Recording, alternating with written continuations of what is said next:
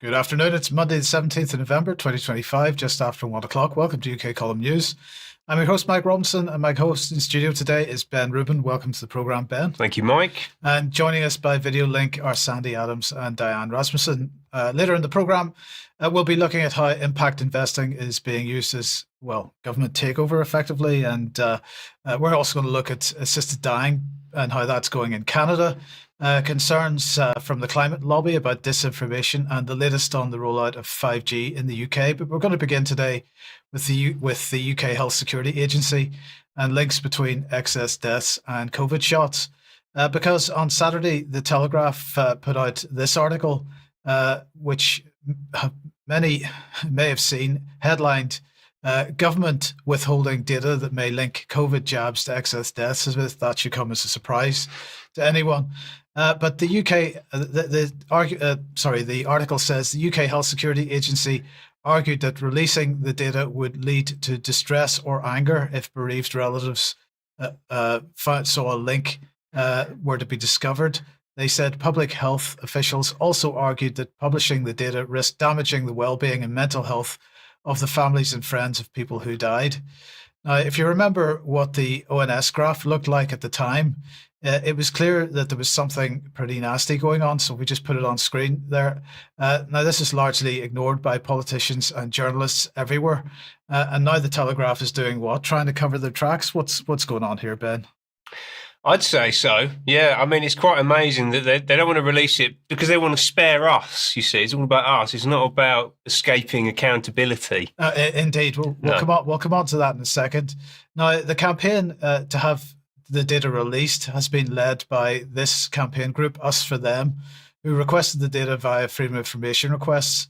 The refusal from the UKHSA said nothing at all about distress or anger when they were answering these Freedom of Information requests, but instead said that publishing the data could lead to misinformation that would have an adverse impact on vaccine uptake in the public. So the question is, which was it? Was it they were worried about the alarm and distress that it might cause the public, or was it because they were worried about vaccine uptake? The UK Health Security Agency also claimed that the data release could carry a risk of individuals being identified despite data being anonymized. But hold on, the same people tell us regularly that it's okay to collect bulk data on all of us, on all of us NHS users, because it's perfectly safe as the data is anonymized. So I'm not sure they can have it both ways. They're going to try. They're going to try. Well, let's just have a look at this quick quote here from them, because they said, protecting patient confidentiality is of critical importance. Releasing this data presented a real possibility that it could be used to identify individuals, which could result in significant distress. So that was their position. And that's pretty hilarious. Bearing in mind, they didn't really worry too much about causing distress in 2020. When Spy B, for example, put this in their minutes, a substantial number of people still do not feel sufficiently personally threatened. The perceived level of personal threat needs to be increased amongst those who are complacent, using hard-hitting emotional messaging and saying that social disapproval from one's community can play an important role in preventing antisocial behavior or discouraging failure to enact pro-social behavior. So they didn't seem too worried about causing alarm and distress at that point in time. I'm just including the UKHSA in the whole COVIDocracy that existed at that point. It wasn't them specifically that were making those statements, but they were part and parcel of this, or at least the precursors were part and parcel of this entire regime. So it was formed in that period as well. It was absolutely. UKHSA was an outcrop of that early COVIDocracy. Yes, absolutely. And that security word that they introduced, that's very much aligned to this stuff. You know? Yes. So anyway, I think I applaud the organisation attempting to get this information out in the public. It is supposed to be public data, and the campaign group was pointing out that, of course, this data has been shared with pharmaceutical companies already, but it has not yet been shared with the public. So I think it's about time it was. I couldn't agree more. So Ben, let's come on to the issue of impact economy. We've talked about this quite a bit over the last couple of months, but what's it doing with respect to government? It's completely transforming government. And actually, what you just talked about is a really good example of the impact economy in action, because we don't really have a government anymore. We have a public-private marketplace designed to deliver a global agenda handed down by the UN and the World Economic Forum in a manner that is designed to maximize profits to international capital investors. That's what it's all about. I've talked about this a lot previously. I've used this term before, woke corporatism, which I'm just going to drag back in. Essentially, this is the model of governance that we're currently being subjected to, and it's a combination of intersectional Marxism, which is the woke bit, the kind of DEI side of things, combined with corporatism, the integration of the market and the state, which is also the definition of fascism. I call this an unholy alliance between power and money. And this, to me, is basically what Fabianism is. You know, the Fabian society, we've got a Fabian government at the moment. This is Fabianism. It's also stakeholder capitalism, same thing. It's also the third way, like you were talking about last week. And it's also impact investment. That's ultimately what this is all about. And the impact investment market is in the ascendant. And who better to describe that to us than Kieran Boyle, the chair of the Impact Investing Institute? At the moment, governments everywhere are facing a challenge. They're all really ambitious for what they want to achieve, but they're all facing increasingly tight financial environments. And impact investing can play a really important role, because when governments are tight on finances, they need to find alternate sources of capital, people that they can partner with. But it really matters about who you partner with, what their incentives are they aligned? And what you have in impact investors is partners who can bring capital, solution-focused capital, but focused on the same sorts of things that governments care about: improved social outcomes, improved environmental outcomes. Oh, he seems like a lovely man, doesn't he? Delightful. A delightful man. What could possibly go wrong? That was Kieran Boyle, the chair of the Impact Investing Institute. And I'm going to say, and I'll be careful so that the lawyers don't get on the phone, that he looks like a spiv. Yeah, are you familiar with the term spiv? I certainly am. A dodgy geezer who makes his money in dishonest ways. It just looks like one. I'm not saying he is a spiv. I'm just saying that he looks like one. It's the little tash that he's got going on there. Yeah, quite a thing. Anyway, who is he? Well, we said he's the chair of the Impact Investing Institute, which is actually a public-private partnership in itself. So that was set up between the City of London and the Department of Culture, Media and Sport, DCMS. It's backed by BlackRock and a bunch of other people like that. Boyle is also the director of the Marshall Institute at the LSE. That's Paul Marshall, the backer of GB News. So if any GB News fans out there, or people that you know that like watching GB News, this guy works for Paul Marshall. Yeah, so this is ultimately Paul Marshall's agenda that we're talking about here. He's also the chief executive of the 100x Impact Accelerator. We can get that back on screen. We can have a little look at the logo there, which is embedded into the LSE. Very influential guy, this, by the way. He's also a non-exec at Better Society Capital, formerly Big Society Capital. He's been there for nearly 10 years now. And before that, he was a director in the Government Innovation Group from 2008 to 2009. So he straddled Blair, Brown and Cameron, working in the Cabinet Office, the Foreign Office at Downing Street, various other places. And during that time, he became a young global leader of the World Economic Forum in 2014. Right, so this guy here, this individual, bundles together the collected interests of all of those different groups and those different organisations. And he's right in the mix of this process of transformation of the British state. Now, let's hear a little bit more about impact investment from Stephen Mears, who is the chief executive of Better Society Capital. Government should really start to build stronger relationships with impact investors. The government has a really significant mission around turning the UK into a clean energy superpower and bringing communities and local people into part of that. And we've recently committed significant capital into a new community energy investment facility to support that and build on past successful investments in community energy. You've also got a really strong track record of impact investment in the health sphere, which is another one of the government's key missions, both looking at prevention through community-based initiatives such as the very successful Thrive initiative in North East Lincolnshire that helps people with long-term conditions stay out of hospital and succeed in their lives without so much health intervention. Yeah, so that's Stephen Mears from Better Society Capital, the chief executive, should I say, of Better Society Capital, who absolutely reeks of civil service, that guy.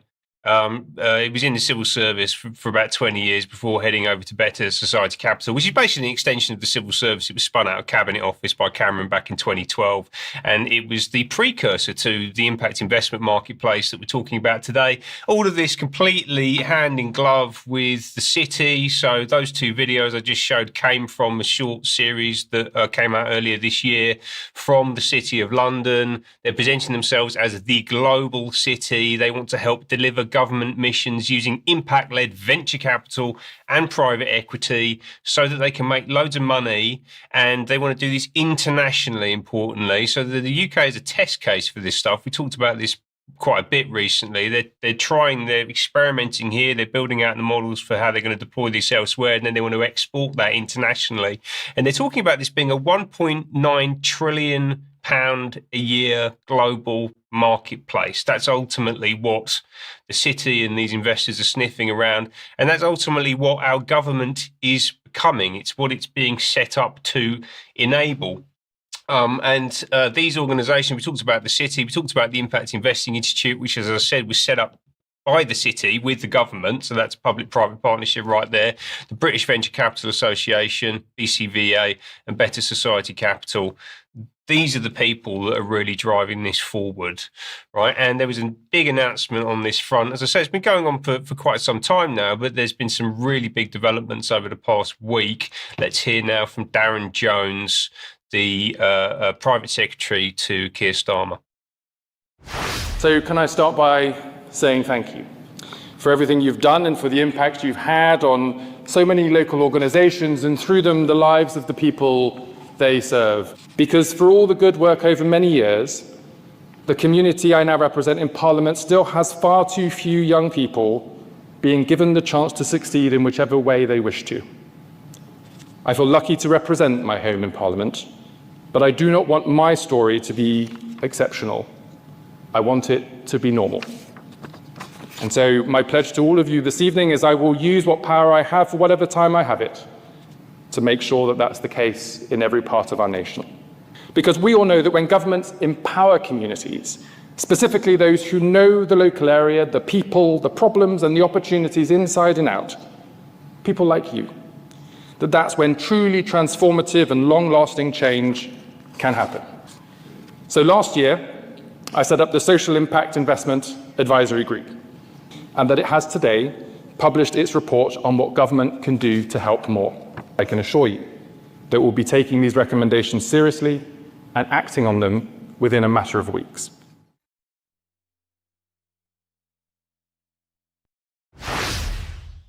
So that was Darren Jones. I said private secretary to Keir Starmer. He's actually, chief secretary to the Prime Minister. He's also the Chancellor of the Duchy of Lancaster. He's had those positions for the past 3 months. He's been thrust right to the forefront, doing a lot of communication work for the government at the moment. They've kind of put him out front because no one wants to see the others talking about anything. So this guy's been leading the charge. He's the MP for Bristol North West, been in that position since 2017. Background as a solicitor. When he was at BT as a solicitor, he was on their Smart Cities team. It tells you quite a lot about where this is all going to.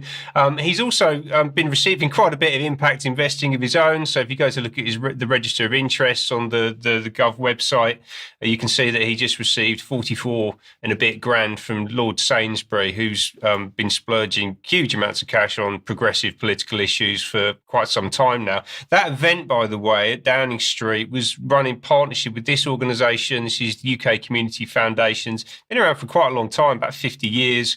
And just worth noting that their president is this guy, Lord Michael Hastings, former top brass at KPMG, World Economic Forum strategic partner, wearing a UN SDG pin in the image there on the right-hand side of the screen. So again, just tying all these things together. Separate organisations, same agenda, This is what's driving state policy right now. Now, that event that Darren Jones is speaking at was the launch of this report. So this is mobilising the impact economy as partners in national renewal. It's based on 3 pillars: organising to mobilise and support the impact economy, embedding the mobilisation mindset into the government, and then unlocking resources and participation at scale. This is the total transformation of the state, essentially, into what they call a market enabler. That's what the government is becoming, a market enabler, still a regulator, a grant maker, a commissioner, a guarantor. So they're actually going to underwrite private sector risk. That's interesting, isn't it? They even wrote that down. And then finally, an issuer. So they're going to be raising capital through public debt instruments. So this is just PFI spending writ large across the whole of government. Printing money. I mean, yeah, and lumbering the taxpayer with extraordinary amounts of debt that never gets paid down. Overcoming barriers to this new model, whether those are cultural barriers inside the civil service or other bits of government, or importantly, just writing new laws. So if the regulatory environment doesn't allow for it, well, we'll change it. Right, we've got to encourage partnerships, not discourage partnerships. This is already a huge business, ultimately, inside of the state. They've done some work mapping out different levels of investment across the 5 missions, whether that's kickstarting growth, clean energy, safer streets, the NHS, breaking down barriers to opportunity, and that's coming from philanthropy, social investment, institutional impact investment. They're actually explaining in quite some detail where these funds are coming from and what they're all about.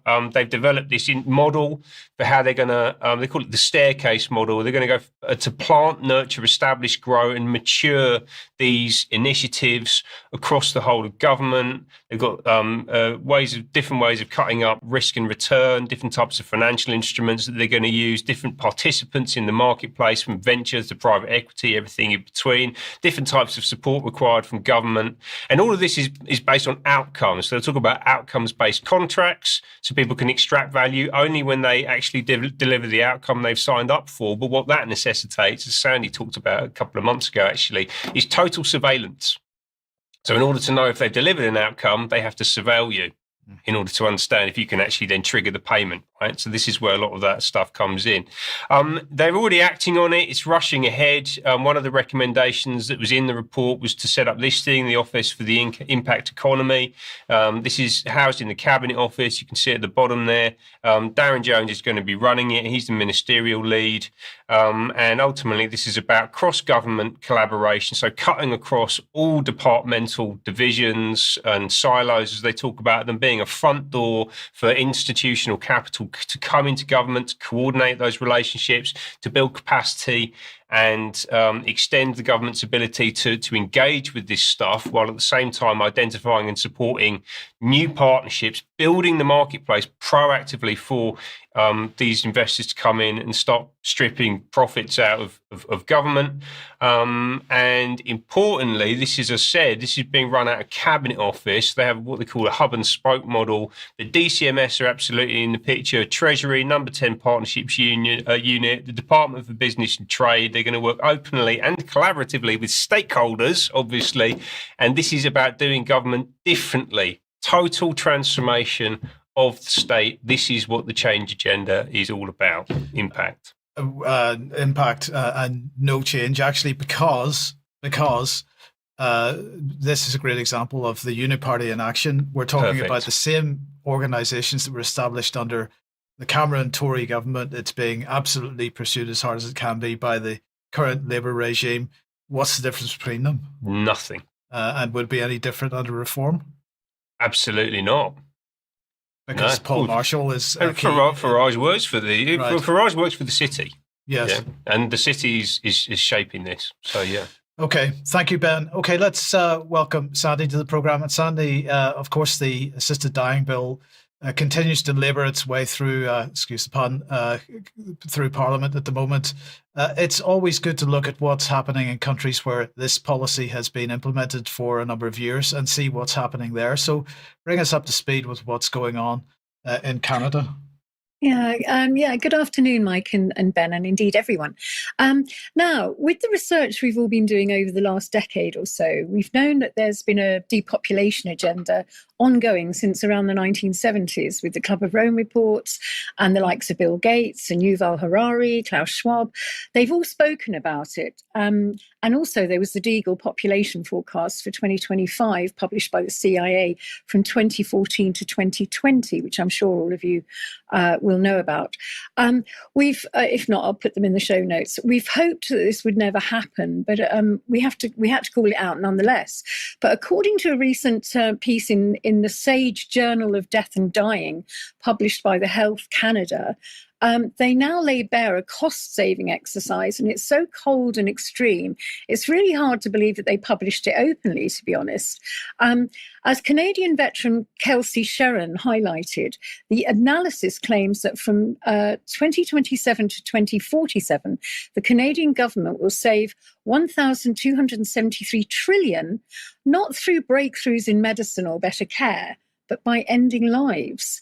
More than 14 million Canadians, at their own data, as their own data shows, are expected to be disposed of through medical assistance in dying, or MAID as they call it, rather than receiving palliative care, mental health support, or actual help. So that's, the staggering amount is 14.7 million human beings killed by the state. Now, let's hear what Kelsey Sheron, she's a veteran campaigner in Canada, and what she says about this. So the Journal of Death and Dying recently this year of 2025 came out and expressed what Health Canada's plans look like to save money. They are on track starting 2027 to 2047 to save $1.273 trillion by providing 14.7 million Canadians with MAID rather than palliative care. What was that number? Say that. 14.7 million Canadians. Over 9 million of those are projected to be elderly. Over 4 million of those are projected to be the mentally ill and suicidal. Over 300,000 of those are projected to be the Indigenous population, and then everyone else, addicts, homeless, and otherwise. So Canada's running a eugenics program, and they're planning to expand that with the start of mentally ill only qualification in 2027. Mm-hmm. And for those that are find those stats as disgusting as I do, you can go check out on the Sage Journal or the Journal of Death and Dying. They break it all down for you. They go through the numbers. We've also done it on the series as well.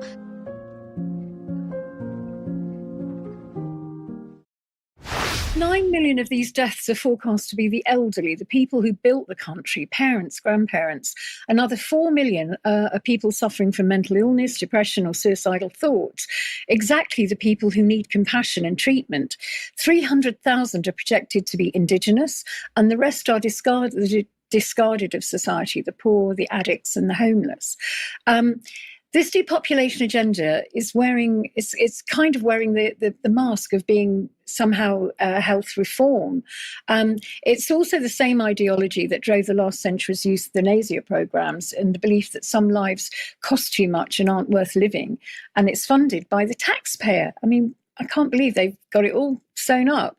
It isn't stopping at Canada's borders either. The same conversation is unfolding across the rest of the Western world.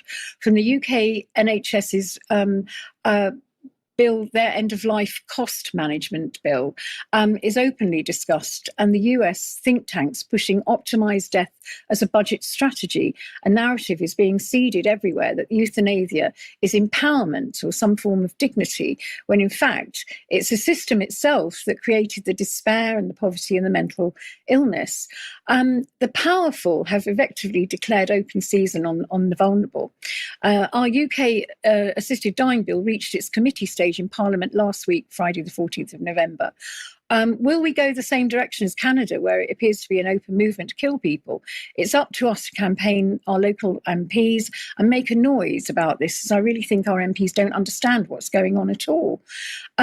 Now, we've also got coming up this at the moment is the Public Authorities Fraud, Error and Recovery Bill, which also moved to the committee stage last week, where it sort of ping-pongs around before it goes to royal assent. Now, this is all linked. There's been some opposition to this by MPs, where there's a Lib Dem MP called John Miller, who's I think he's the MP for Horsham, and what he has to say about what's going on, and he says.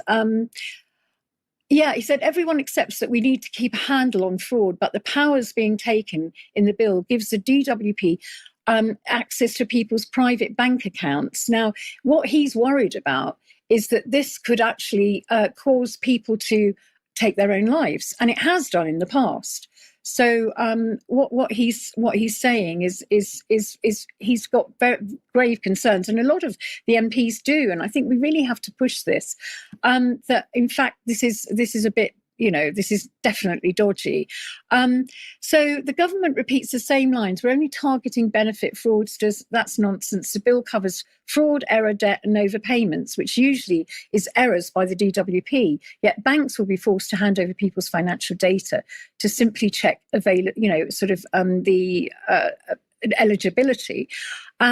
Now, once that precedent's in place, once banks and government systems are wired together, it never goes away.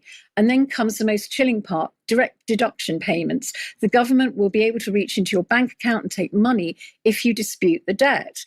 We already know where this leads. Disabled people have been hounded over DWP errors in the past and pushed deeper into despair. Coroners have explicitly linked DWP actions to suicides. Now, there's a campaigner called Liz Carr, and she's campaigns for the disabled, and she warned MPs and peers that the care funding crisis will create pressure to those who might want to choose assisted suicide as a way of getting out of it. And I think we could listen to her now, what she says about all this. DPAC and every other disability rights organisation says no to assisted dying, or as we call it, assisted suicide. We live in a world that sees disabled people as better off dead than disabled. When you're living in a world with attitudes like that, it is not safe to legalise making it easier for certain groups of people to have a medically assisted death.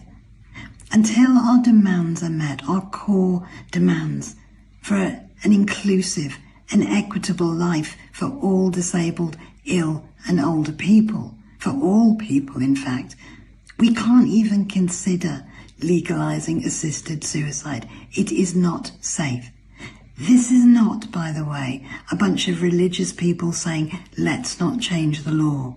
This is a group of disabled people, many of us who've considered this subject with great concern, and we know it is dangerous to legalise and change the law and to remove the legal protection that currently exists around assisted suicide.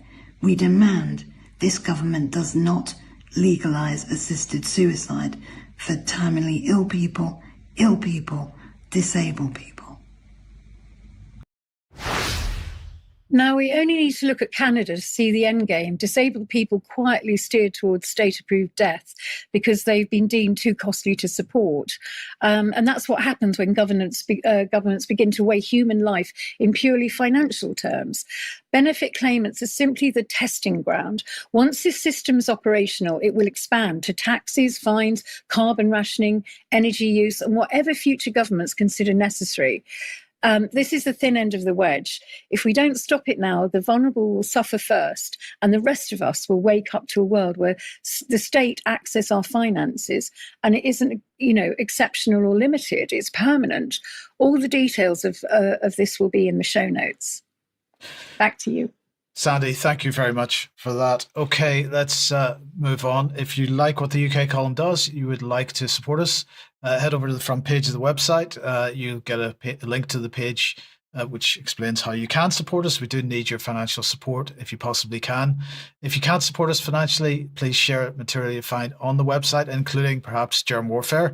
It's tonight at 7 p.m. Germ is speaking to Jeff Berwick on reality being a 3D video game. I'm not sure I necessarily agree with that, but that I'm going to be watching with interest anyway. And then at 9 p.m. tonight, former Taiwan independent supporter now a pragmatic voice in Taiwan's future. This is Angelica Young speaking to Carl Zha for the Silk and Steel podcast. Join us at 9 for that. Brian, his presentation from the Hope Freedom Festival is finally going out at 1 p.m. tomorrow, so join us for that as well.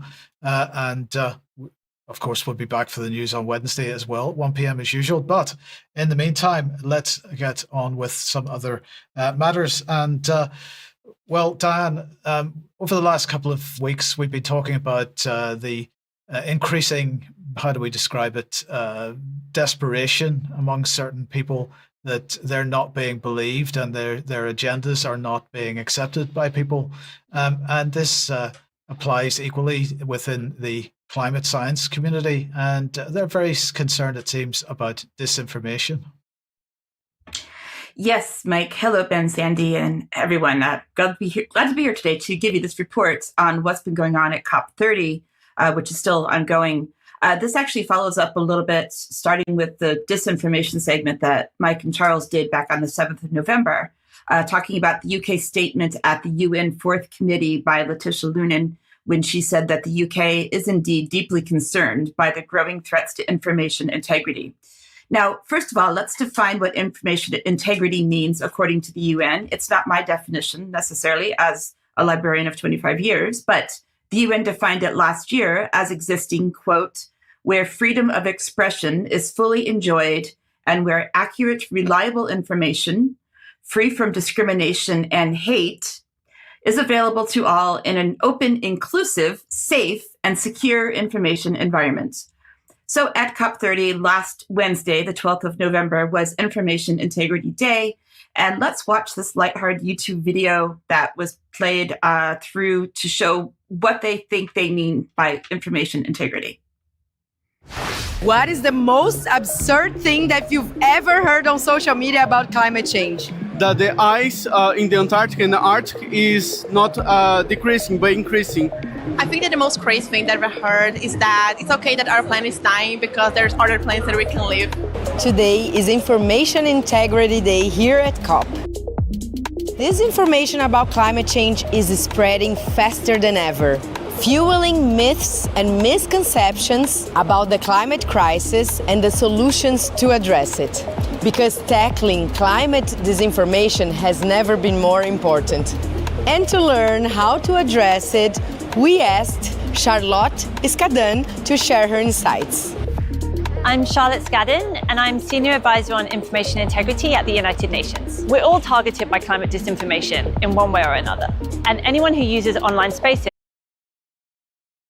and they range from classic disinformation, denial of climate change, to disinformation around solutions. So we need all hands on deck to address climate information and threats to climate information integrity. And that includes governments, it includes tech platforms and companies, it includes civil society, it includes advertisers.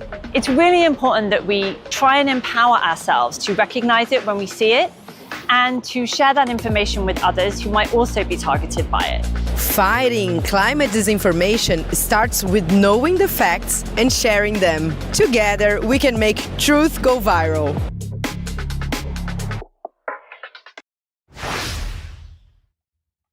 So agreed to make truth go viral. All right.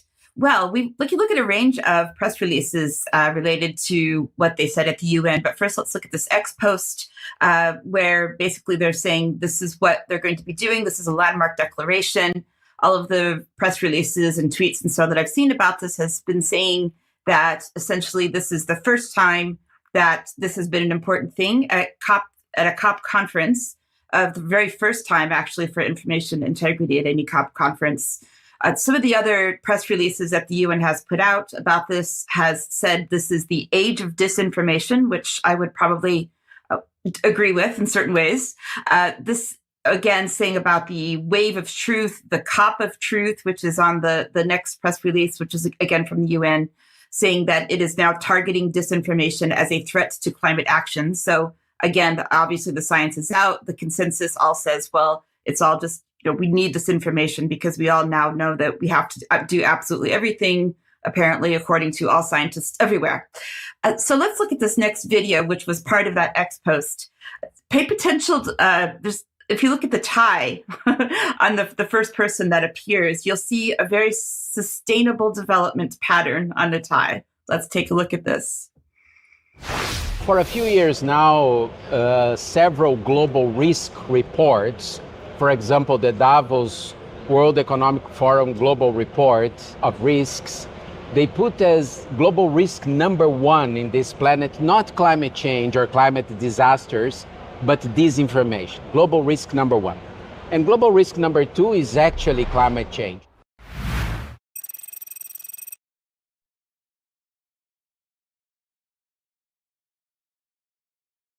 Purveyors of climate disinformation don't simply deny climate change. They undermine climate action by attacking researchers, scientists and journalists personally, by questioning the scientific consensus around climate change and creating false narratives around climate solutions. And they're also seeking to skew the perceptions of policymakers, of the people here negotiating. So for many years we have been trying to raise awareness or sound the alarms that this interaction between information integrity and climate change is absolutely vital for both fields, for the field of information integrity, but also for the field of climate change. And those two crucial issues, they depend on each other. They need to interact more.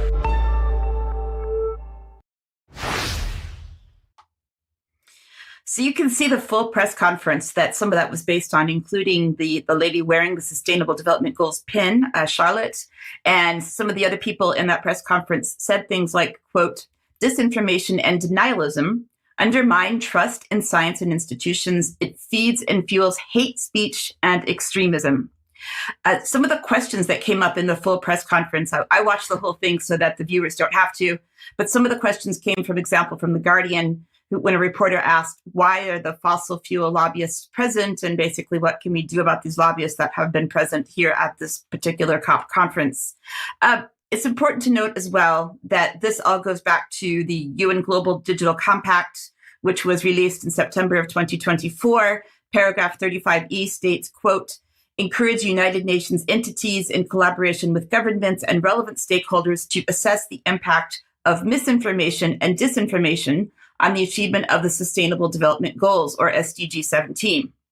SDG 17 is partnerships for the goals, and this basically talks about how the goals are accomplished through various sources of funding and organizations. I'll come back to how this is done at the end of my report.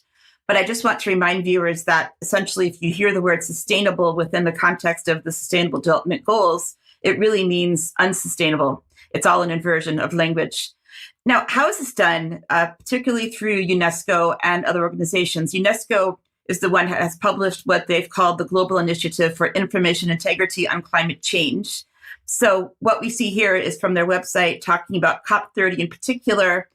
They have several documents. This COP30 document talks about exactly what they're going to be doing here and how it's going to be done, that basically they have signed this declaration, which I'm going to cover here in just a minute. It's all about how to fight the, as they're calling it, catastrophic global heating. And this is being sabotaged by a surge of climate disinformation. And so these falsehoods are getting in the way of stopping all this apparent global boiling that is going on. So before November this year, earlier this summer, they put out a call to action for this initiative for information integrity and climate change, asking for individuals and organizations to come forward to come up with solutions on how to fight this apparent problem.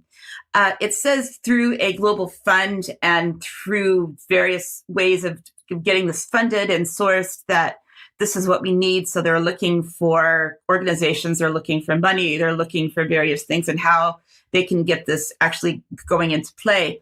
And once again, you could apply to contribute to this. Apparently the applications are now closed, so I wasn't able to see what it was that they were actually looking for. I would have loved to see the application form, but unfortunately, that's no longer available. On that website as well, they talked about this initiative at the COP of Truth, which was directly taken from this website. And this was really interesting because it said you can read more about the unprecedented prominence of information integrity at COP30. Now, apparently, before COP30, I don't know if the first 29 COPs did not care about integral information, but this is now a very important point here in COP30. So we can't really speak exactly to what was going on there. But the call to action, again, is talking about here's what we have to do, here's what we need, here are the people that we need to have to be able to contribute. So what happened at the November conference last week?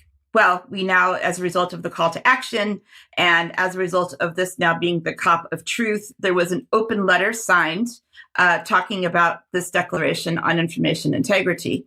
So the open letter was signed by 134 organizations, including the Club of Rome, the University of Leeds, for an example of an academic partner, Extinction Rebellion, and 127 individuals, which of course included Sandrine Dixon-Dunkley, the president of Club of Rome, and many others. And this information about the declaration was saying basically, here are the ways that we're going to do it. We are going to do research. We are going to share practical tools, policies, communications, advertising campaigns. Of course, we have to have the propaganda campaigns, trusted voices and influencers, media sustainability, protecting journalists, activists, communicators, scientists, protecting data sets, transparency of placement, data, information, digital literacy related to climate change in particular, and of course, donating financial resources to UNESCO's Global Fund for Information Integrity on Climate Change. And according to this, Antonio Guterres, the UN Secretary General, said that, quote, we must fight the coordinated disinformation campaigns impeding global progress on climate change. So that's the open letter. If we go into the actual declaration statements, and it says it's drafted by the members of the committee of this Initiative for Information Integrity on Climate Change. And it basically says, well, as a result of the Global Digital Compact from 2024 Summit of the Future, and looking at these global principles for information integrity, we now, quote, reaffirm our shared responsibility to ensure that societies around the world are empowered with the knowledge and information they need to act urgently and decisively in the face of the climate crisis. So I went to look at this global fund to see exactly how much they were looking to fund and what they were going to do about it. So this is from one of the UN websites saying that since their launch in June 2025, they had received 447 proposals from nearly 100 countries. So this might not be entirely up to date. It could be more by now.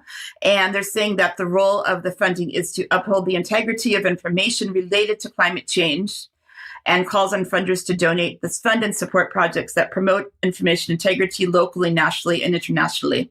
And it will contribute, again, as I said, through research funding, investigative journalism, strategic work, communications, advocacy, cooperation with organizations carrying out the related activities, which of course goes back to SDG 17, Partnerships for the Goals. This is how it's all going to be done. So I'd like to say, as UK Columns librarian and information correspondent, that after 25 years in the library field, I was really important to me to hold the line to make sure that the basic principles of librarianship and information access were provided. Everything is available, but what they're doing here is obviously only pushing the things that the UN wants them to push.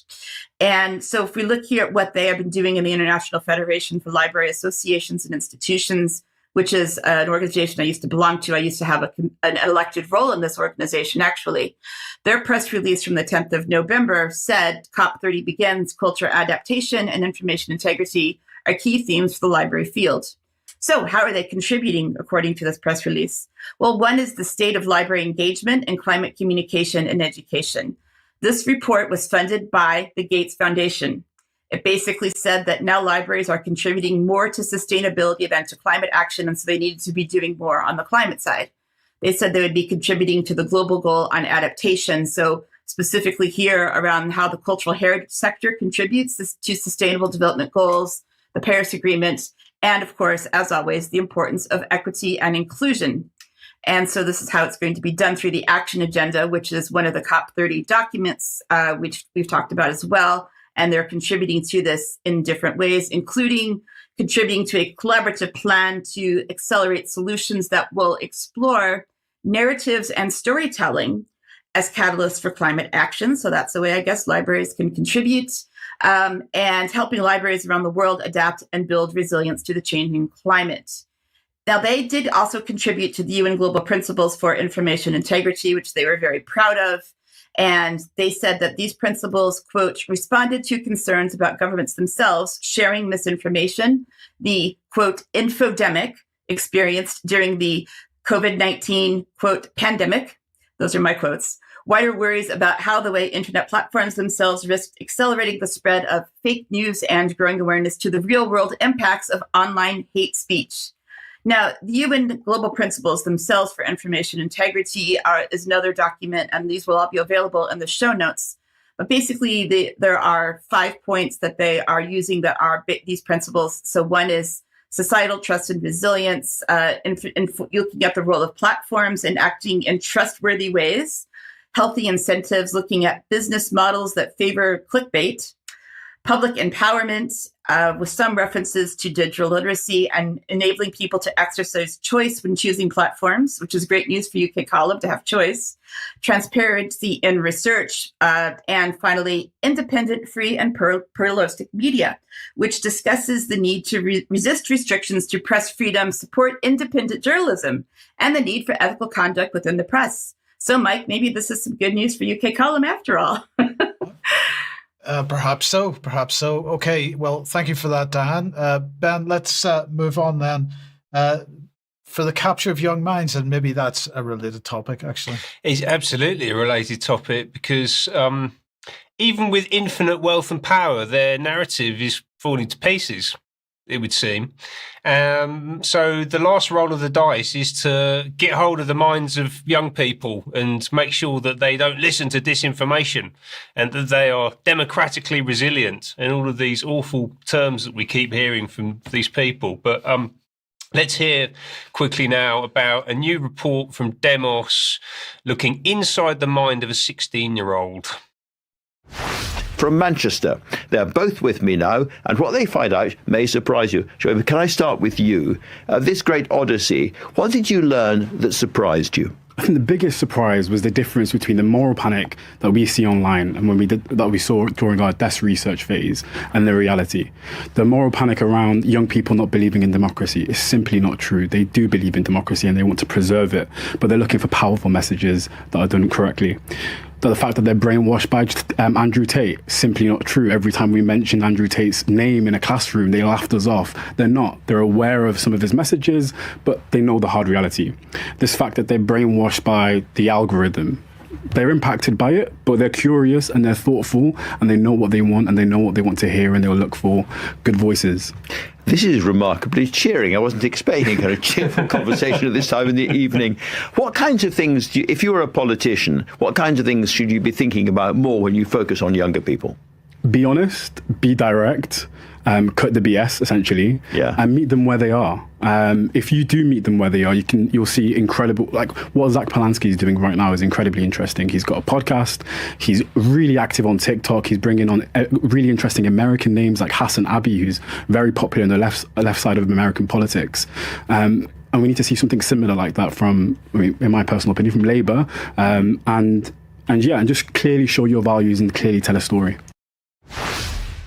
I will just say, Ben, the lip sync there was their issue, not ours. That was their issue, yes. I accept no responsibility for that at all. But we thought we wanted people to hear the clip, actually. It's quite interesting to get a sense of what the liberal progressive political classes inside the M25 are desperately trying to find out about, which is what's going on with 16-year-olds. Obviously, they've just been given the vote. That's kind of forthcoming. So this is a crucial constituency. And it was all relating to this report. If you can get that on screen, inside the mind of a 16-year-old, from Andrew Tate to Bonnie Blue to Nigel Farage. What do first-time voters think about social media, politics, the state of Britain and their futures? The references here are just so obvious. Andrew Tate, Bonnie Blue, Nigel Farage, what do you think of these things? And actually, it turns out that 16-year-olds are not idiots. They're not idiots like the people who work at Demos are clearly idiots, and the people that go to Demos events are idiots, right? They're much more sophisticated than people give them credit for. This report, we just nip here to look at Polly Curtis, the chief executive of Demos, talking about the fact it came from Peter Hyman, who was a political strategist for Tony Blair and Keir Starmer, so gives you a sense of where this is coming from. He didn't speak in that video. That was the chap, Shoaib Gamoti, who she just calls us black. I hate racial categorization. It's just so crude, right? But that's what these people are like. They go, Gen Z, you all think this, and black, you all think this. And then when it doesn't turn out to be the case, they don't know what's going on, right? And this is all about power, ultimately, and building democratic resilience in this age group to make sure that they don't fall out of this democratic system that people like Polly Curtis are really keen on. And I'd actually recommend going to have a read of the report. It's quite a well done piece of work. Main takeaways from me were that, first of all, there's no such thing as Gen Z. Like, it's obviously a lot more complicated than that. You're talking about like 2 or 3 generations of people right now. As I said, 16-year-olds are not idiots. Some young women are very disengaged. Some other young women are completely terrorized by the world at the moment, and they want to burn the whole thing down and start again. And they've been brutalized and misinformed in a really malicious way. And young men in particular are questioning the narrative, and they're doing that with varying levels of patriotism, which was quite encouraging, to be honest with you, which tells me that Demos and this crowd have got a big problem on their hands. And just a very final quick note about the provenance of the reporting. That chap that was speaking just there, Shuab Gamoti, he actually is employed by this organisation, which is the Future Governance Forum, whose job they see it is reforming the state. And again, this links directly back to what I was talking about earlier in my first report. And they are backed by, amongst others, Amazon, the British Venture Capital Association, who I did speak about earlier, William Perrin and Francesca Sainsbury. So the Sainsbury's family, again, they are all over this space at the moment. And then also Vanguard, one of the biggest asset managers in the world. So these are the people funding this activity in order to understand what 16-year-olds are thinking about, so that they can sneak whatever their agenda items are on any particularly given day past them when it comes to the next election. Yeah. Okay. Thanks, Ben, for that. Now, let's move on then to 5G. Now, as some may be aware, there's still no real 5G infrastructure rolled out in the UK yet. What we have at this point is an enhancement of 4G, which is branded as 5G. This is because a very major part of the 5G rollout wasn't yet licensed. I'm referring to the really high frequency component of the technology known as millimeter wave spectrum.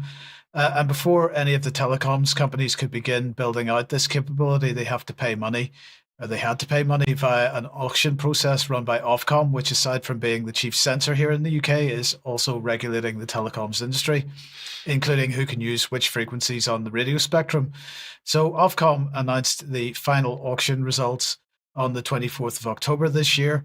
There were 3 winners, EE, O2 and Vodafone 3.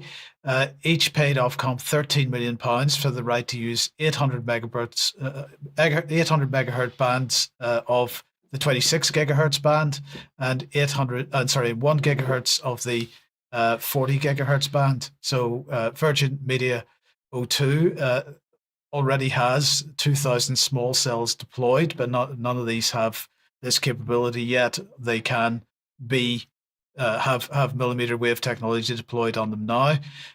They are going to be aiming to get those into stadiums, arenas, transport hubs. It's all mainly towns and cities related, what they call high density populations and so on. EE has around just over 1,000 small cells so far, which they can deploy this in. And they're also looking at the same types of venues for their infrastructure and so on. And so it goes on. Now, Ofcom themselves, in this technical frequency assessment criteria for shared access radio services, which is one of the documents that governs this rollout, has said that the license terms and conditions will have a requirement for equipment to start transmitting within 6 months of the license being issued and continue to be operational afterwards. If spectrum is not used in this timeframe, Ofcom may revoke the license within 1 month's notice. So that'd be great. You paid them £13 million, and if you don't manage to get your gear rolled out quickly enough, they can revoke the license afterwards. Now, Open Signal here is commenting on this, and they're saying 5G millimeter wave, the UK auction is over, but where's the action? And they're making the point that actually, even in countries where that are much further ahead than Britain is, the amount of millimeter wave technology that's been rolled out so far is extremely small. So in Australia, it's 0.1% of all the mobile telecoms gear. In Japan, it's 0.7%, and in the USA, it's 0.3%. And they're asking, why is that? And one of the key reasons is because none of the telephone manufacturers have really rolled this out in their handsets yet, because this is quite a step up from the current radio equipment that they have in their telephones. So not even high-end iPhones in many countries have this, only in the United States and one or two other sales regions. So they have this technology at this point. So anyway, we're at the beginning of this situation. Just want to remind everybody that some time ago we held a symposium, an expose on 5G. If you haven't seen this on the UK Column website, if you want more background on this, please do go and have a look at the various presentations there. It was very interesting, and it's worth your effort if you want to oppose this. But obviously, we are at the beginning of a process. Now that the auction is complete, we're going to see this gear starting to be rolled out, because the companies have to roll it out in some capacity over the next 6 months. So keep an eye out for that. Okay, let's come back then to Sandi. And what's the latest, Sandi, on solar farms in the UK? I want to thank a gentleman called Mark Saxby from Wiltshire, who sent me this campaign. It's a stop the Lyme Down solar farm in Wiltshire. And actually, if we could have the slide just before that. Sorry, that's my mistake, Sandi. You'll get that at the end. We'll get that at the end. No, that's great. No, that's good. I mean, I couldn't believe the size of this thing. I mean, it's absolutely huge. It's a 3,000-acre facility, and it's proposed by Island Green Power, a Bermuda-registered company, 100% owned by an Australian venture capital group called Macquarie. That's Maquarie, which I will be looking into, but I didn't quite have time to do it today. But this solar farm is massive. I mean, it's so huge. If we just move on, I want to go through these slides. Yeah, obviously, they've got a barrister on it. They think they'll probably get it turned down. But the trouble is that this bonkers Ed Miliband could override it with his bonkers renewable acceleration program, because that's what's happening. This has happened with several of these solar farm applications. They've been turned down, but he's been able to override it. Now, these solar farms this isn't an isolated incident. There's huge ones being prepared all over our country, all the planning applications. Now, they're huge. The tracking panels have motors which allow them to follow the sun, and they make a noise. So they need deep foundations, these things. And if we just keep moving on through, and I'll just comment in each one because I know we're short of time. Each of these, they have the battery energy storage as well, which is a huge fire hazard. Fire chiefs all over the country are really worried about these, because when they do burst into flames, which they do quite frequently, they actually can't put the fires out. So and each one is 4 times the size of a shipping container, and they've also got these enormous this infrastructure that's going in. One of these is a place called Hullavington, which is right next to the solar panel farm. But the amount of infrastructure, as you can see, is absolutely enormous. So if we just keep going through these slides. Yeah, now this is interesting. This is the international comparisons. The UK is the world's 3rd largest food importer after China and Japan. We import 46% of our food. Other European countries take more care of their agricultural land. Now, this is the worry. It's actually taking up prime agricultural land. No, in France, no solar panels on agricultural land for export to the grid. That all the large car parks are covered with solar panels, so they're using existing buildings. In Germany, solar panels are strictly controlled and limited, and in Italy, large-scale solar on agricultural land is prohibited. But we're just using up all our wonderful agricultural land with all this stuff. Now, what's interesting is I want to thank Bannerman for this particular slide, and Cassie from the Residents Association, the National Residents Association, because it really makes you see how much of our land is being taken up buy all this infrastructure. And the yellow ones are the solar panels, the blue ones are the wind panels, and the purple ones are the battery energy storage facilities. Now, all this is going to take up vast amounts of energy, vast amounts of water, and it's going to destroy our farmland. So I've put in the show notes, ways to, the whole campaign and how you can oppose it. So we need to fight about this because this is our food security. Thank you. Thanks, Sandi. And we'll just very quickly put the slide up for Stop Lime Down, the campaign here, so that people can see that. We'll talk a lot about that in extra. I'm quite sure we've got lots of other stuff to talk about as well. Well, that's it for today. I'm going to say thank you very much to Diane, Sandi, and Ben for joining me today, and for you for watching. We'll be back in a few minutes if you're UK Column member for some UK Column News Extra. If you're not a member, maybe you'd like to join us, and then you can join us in the chat box and so on as we discuss in more detail some of the topics we covered today. Don't forget Jerm and Carl's tonight, and Brian's presentation going out at 1 p.m. tomorrow. We'll see you again at 1 p.m. on Wednesday for another news program. See you then. Thanks for joining us. Bye-bye.